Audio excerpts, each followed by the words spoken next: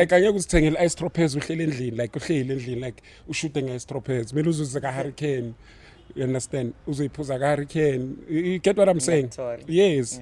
So abanye abantu kuyodla emakimpini wena kuwe content. Like ufuna ukuyoshuta ufake ku-Instagram sikubone ukuthi abanye abantu basidlela. Umuntu angikhalile i-breakfast athi Esprit anginandawo serve i-breakfast. Bo away.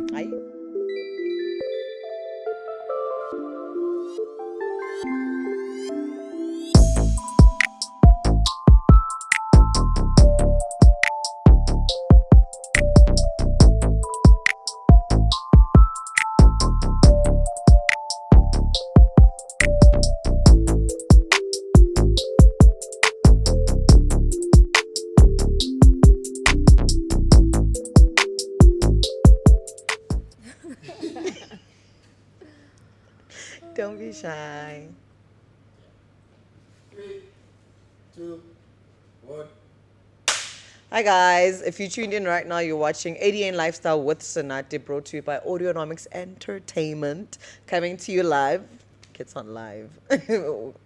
Won't be live. But anyway, we're coming to you from the balcony, the one and only balcony, Kosprit. If you know, you know. If you were here 10 years ago, you would know the balcony. And I'm chilling with MASESI. Hi, MASESI. Hi, Sonate. How are you? I'm well, thanks. I'm all right, thank you. So earlier on, I was saying to MASESI, why I changed her work shirt. She says it's dirty. But also, I like this because it goes to the balcony. I don't know if you guys can see it. Yes. It's so cute. The balcony restaurant and pub. And pub. Yes. Just not just the balcony. It's a restaurant and pub. Absolutely. Let's talk a bit about MASESI. Who's MASESI? Where are you from? Let's get to know you a little bit. Okay.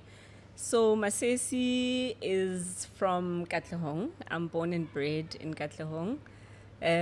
Although I haven't spent much of my time in Kathorus because I was in boarding school all of my life. So I only came back, I think, after tertiary, really. Wow. Yeah.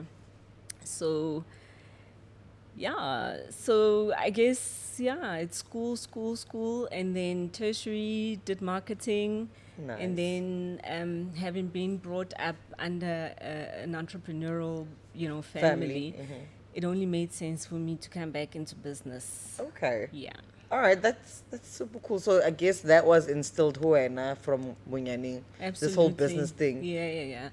Because for the longest while, my dad told me I'd never work for anybody. So clearly I was going to work for him and build his empire. Yeah. So I need to obviously then take that on and, do what I do, hey, and having learned as much as I could have through him, through my parents, through family. So what did your dad do? So my dad was also in business. Okay. He ran some supermarkets, so he was mainly in retail. Oh, okay. Yeah, so that's what he's been doing all his life, I guess. He had a short stint. I think he worked for a company called Cheesebro, but this was a long time, maybe in the 50s or something. So eventually came back into the township and also started, building his businesses. I think people should learn from that. Even Batubachale, business was very important for them to become entrepreneurs. I mean, getting a job these days, a 9 to 5, is not the easiest thing to do. But also, I think having you being raised in a family where everyone is, or mostly, are entrepreneurs, that must have had you on some, this thing, 9 to 5, late. But also, I wanted to find out, because I saw you with your work shirt, and this is a restaurant, and are you a chef? Self-made. Okay. I'm not a professional chef. Also, you didn't go to culinary school? No, I haven't. No, I haven't done that. And I remember, I think in standard 8, I'm standards, I'm not grades. So in standard 8, when I chose my subjects, I remember telling my dad I wanted to do home economics. I don't know what they call it these days. No, I don't know what it is now. Yeah. We used to call it home economics. So he said to me, no, I'm not going to pay you to go learn how to cook. Your mom will teach you how to cook. And so, interestingly, all the dishes that we serve at the balcony are my mom's recipes. Is it? Yeah. Oh, Yeah. nice. So you haven't tweaked anything? Of course, you'll tweak certain things here and there, also based on your experience when you're dining out, what you see, what other chefs bring to the table as well. And also through interest, whether you're reading through books, magazines, looking at YouTube and things like that. So you try and be as contemporary as you can. Yeah. But also we've kept it quite traditional as well. So we're not too contemporary. We've kept it quite traditional. Okay. So have you had this type of setup before? Have you worked at a restaurant before? Have you had a different restaurant besides this one before? No, so I've never done it. So initially, I think in about 2005, many years ago, my sister and I started this business. Okay. The restaurant, but frustratingly enough, people weren't into dining out. So that's when the balcony then turned into a nightlife, like a nightclub.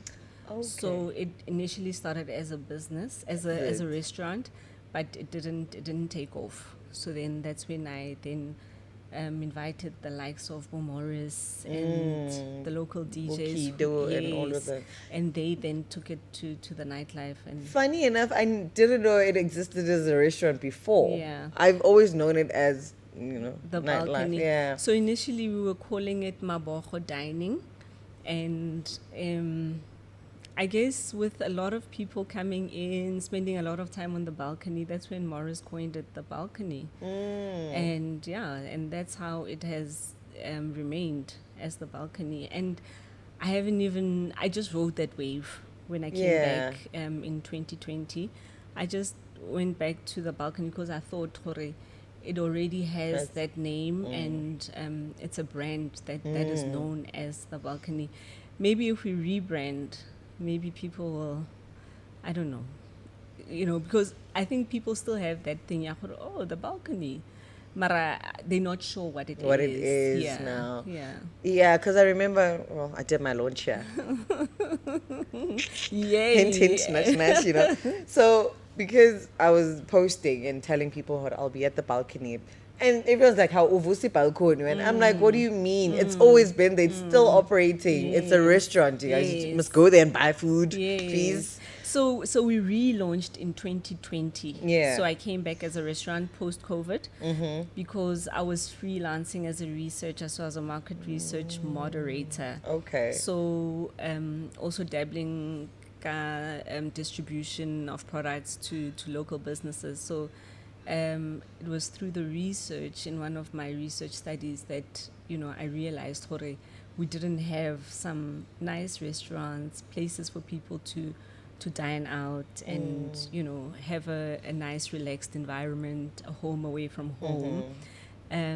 So maybe the launch or the relaunch wasn't big enough. Maybe I still need to do that. I think we need to do that. Yeah. I think you should. Yes, Nati. Yes, definitely. Yes, I think we should have done it with your launch. I mean, we can redo my launch. Absolutely. You can relaunch me. Absolutely. Yeah, I think we need that because I swear I get DMs on the balcony.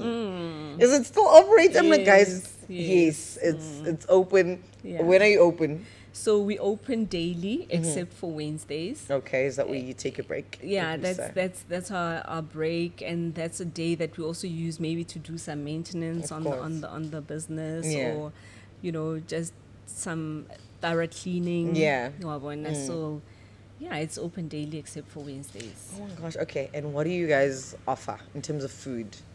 So we have a very versatile menu. Okay. So we start with breakfast. Now, because sorry. Yeah. There was a conversation I had with Likoti a few months ago, and he said, "There's no place that serves breakfast, Mosprit." Yeah. Guys, now you know there's breakfast available, Mosprit, daily, except on Wednesdays. Yes. Okay, sorry. So we started with that. So we served breakfast. But because it wasn't picking up, I don't know what it is about people. They don't want to come have their omelets and some bacon and egg Magwinya. some Magwinya French messed up fries. everyone. So then we started making magwinya. Oh, Wayabona. okay. I see. So our mornings are predominantly magwinya. So that seems to be taking off quite nicely. Mara, That's good, but- obviously, we want to instill this thing of health breakfasts and things like that. So we'd love for people to come in, whether you're a business person, an entrepreneur, you want to host meetings, whatever it is that you want to do. You know, this is a space that you can come in and spend some time at. And then if you're those people that don't have a place to work from, you can also use the space as well. Then you'll be served breakfast, and then there's lunch. Our lunch meals, they can be quite heavy. We've got your traditional foods, traditional African cuisine. So we've got mohodu, we've got pork trotters, we've got oxtail, we've got beef stews, we've got... all of those things. Oh, you got me And then- hungry. That's what you've got. I should have actually offered you something to eat. And we'll eat afterwards. Absolutely. Yeah. And then we also have your finger foods. So wings, ribs, fish, nuggets, fish nuggets, chicken strips and chips. I had the chicken things- strips for my son Oh, the last yes. time. And your son had a burger, ne? No, No, he ended up with the chicken chips. strip, Yeah. So yeah, that's what we have. So it's quite versatile. And also, if I used to have a friend of mine that used to come in, and he was vegetarian. So it's nice when you can just whip something up Quickly Wabona, and for them. and just have that also available. But if people come in and they are vegan or vegetarians, they'll be You've got catered that for. covered. Yeah. Oh my yeah. God, that's amazing. And I think it's nice because you want to be able to just just be versatile, just be creative, and just create something different for them. We can make potato patties, as burgers. We try and do what we can, and then now and again I'll have a guest chef. Okay. But I think going forward, I'd love to host different chefs. Okay. If people are fresh out of school and they want a space to come and train, I'm Try out happy new recipes. I'm happy to have them come. If people want to come learn, I'm also open for that. If people want to come, gain a skill, maybe they want to be bartenders, waitresses, waitrons, I'm open to that. Anything just to upskill people and get them work ready. Oh, that's beautiful. Yes, That is really yes. beautiful. It's not just a restaurant, a bar, but could be a learning space for a lot of people. Absolutely. And I also have a space for entrepreneurs if they want to host meetings. I don't charge because I just feel like, we all need to help each other one way or the other. So it's also a space where if people want to come host meetings, come have seminars, workshops, training, whatever, I'm open to that. If we can all grow and learn, have conversations, book clubs, whatever it is that people want to do, I'm open to that. It's that kind of space. Yes. And talent search. I mean, you guys were here launching your skill, you know. So it's also a space for DJs to come and have a good time. I've had some comedians coming in wanting to do things, and I've said, guys, during the week we can, bring a nice vibe to the township. I've had musicians. There's a gentleman, Baranke Fanazulu. He's a bass guitarist, used to play with Hugh Masikela, and he's saying, all over the world they've got a culture of music and live bands, and why don't we do that? And I'm open to ideas like that. If people just feel like they want to turn the balcony into some cultural space, especially around music, arts. I mean, these art pieces that I've put up, beautiful. This is just a local artist that I saw exhibiting his work in the streets, and I said, no, come exhibit it in our space, and then if people are interested, then I'll put them in touch with you. So right. I just feel like if you can help somebody grow, why not? You are literally, Oprah used to say, just pay it forward. Yeah. And I feel like that's what you're doing. And it will come back to you in multitudes, I'm telling you, tenfold. From your lips to God's ears. I know, right? So poetry sessions, all these, I can already imagine the mood and, feel the culture that you are trying to bring here. Absolutely. It's beautiful. It's amazing. I was going to ask you what you see for the future, but you've already just said it. And I can see people everywhere. Absolutely. We just want to bring traffic to the place balcony, so that people can know it's available, it's there, utilize it. I think a responsible parent.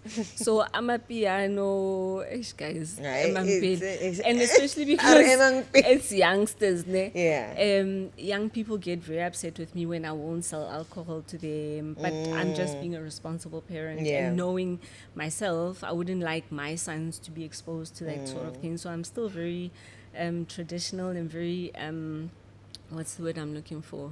Conservative. But I'm also open to young people doing interesting things and empowering each other and having meaningful conversations around business, around, how do they better themselves? What opportunities are out there that are available for them? So I want this to be a place where people can grow and learn and just have fun as well. And that wouldn't just grow people individually, but it will also grow the economy as well. Absolutely. Things are going to change with just a small thing that you might be offering someone. That could change a lot. Absolutely. I saw, Hori, you also have, you're on Mr. D. So we are on Mr. D, and we also do deliveries. If people phone in to order, we can deliver. But generally, we're on Mr. D. We used to be on Uber Eats, but we're also trying to get onto Delibrica Speed.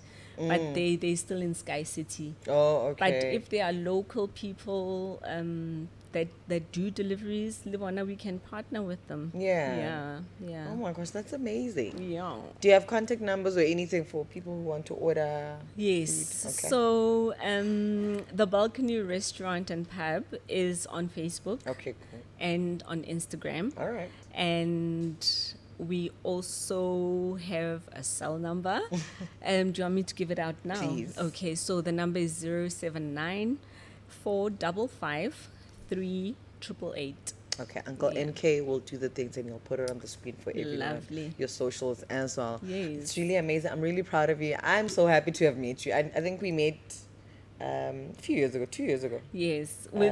Whose event was it again? Kathorus' event. Yeah, yes, she was doing the... It was a woman foundation, a women's empowerment thingy. Absolutely. It was really amazing. And Lynn, I didn't know the balcony was open. I was like, oh my God. So you see, we need to do that launch again. Absolutely. Right? Absolutely. I think so. And I think with that event as well, that was a great environment for young women to come to the space share and, share their journeys and, expose young entrepreneurs like yourself. Yeah. So that's the kind of space that we want. And yes, we'd love to grow in leaps and bounds. I think, if we can just start experiencing our local businesses and start supporting them, then we'll grow the economy. Sure. Yeah. Not just the township economy. Hopefully people will grow in leaps and bounds and get exposed to other industries and other things that can, yes, you start as a small business, but we all want to be big business one day. We all want to, participate in the macro economy. We can't always be township businesses and just playing here. We also need to take up space. Yeah, take up and space. Grow. Absolutely. Definitely take up space. And then come back and teach the other ones, the young ones, and so on and so forth. We must mentor the young ones, and I think we must give them hope. It's not always about jobs.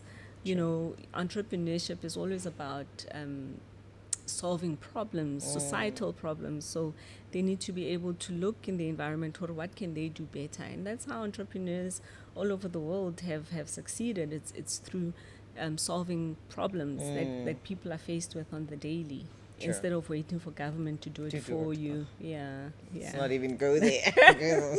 The government. Oh, no. everyone. And also, Babona Lori, as much as, because people look at entrepreneurship on the surface and they're like, oh my gosh, they drive Range Rovers, they do all these things. But it's not easy as well to become or to stay, what's the word I'm looking for? Okay, my point is, business is not easy. But that doesn't mean you should just let it go and say, I failed the first 2 years, so I can't. What challenges do you think you've experienced that have made you stronger or made you think, okay, I need to think bigger, I need to do more? I think the biggest challenge when you're running your business is that you wear so many hats. You're the accountant or the administrator, you're the cook, you're the cleaner, you're the everything. So what's important is for your team to work together and know what the vision is in your business, so that they too can have a sense of ownership when they're in the business, so that they know, I've got to take care of this because it's taking care of other people in my community or in my family. So I always say to people that they need to respect their jobs. They need to know why they're here. And you mustn't always look at being an employee. One day you've also got to learn. One day, I'll run a business. It doesn't even have to be a restaurant business. I mean, it can be whatever it is, whatever your passion is, whatever you enjoy doing. It will help you become an entrepreneur one day. A lot of people in the township also see our businesses as a stepping stone, so something like a meantime, so they don't really take it too seriously.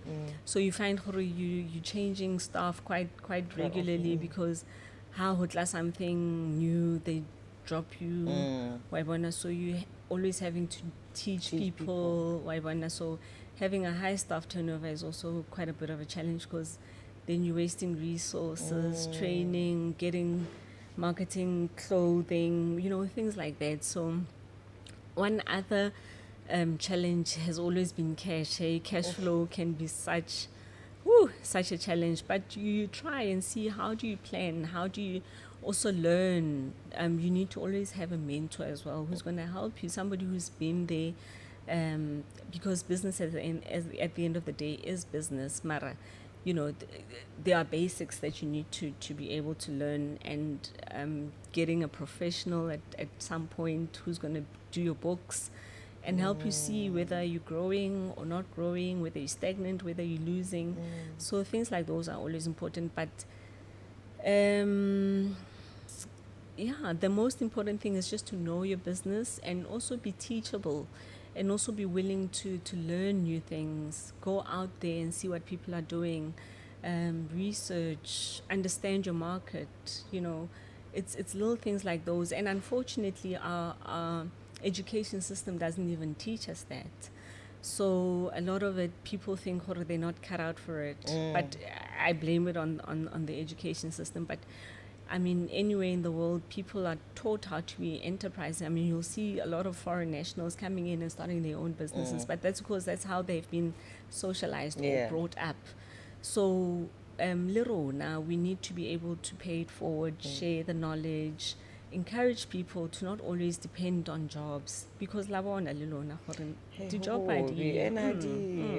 so you've got to be able to look in your community. What can you do in your community that can help you employ other people? And it's even if it's 5 people, Mara, we'd love to have mines, we'd love to have farms, we'd love to have manufacturing plants, Mara, because we don't have the financial muscle, it can be a challenge. And our government, unfortunately, is not even willing to give us those monies. You have to, it's like drawing blood from a rock to get money from them.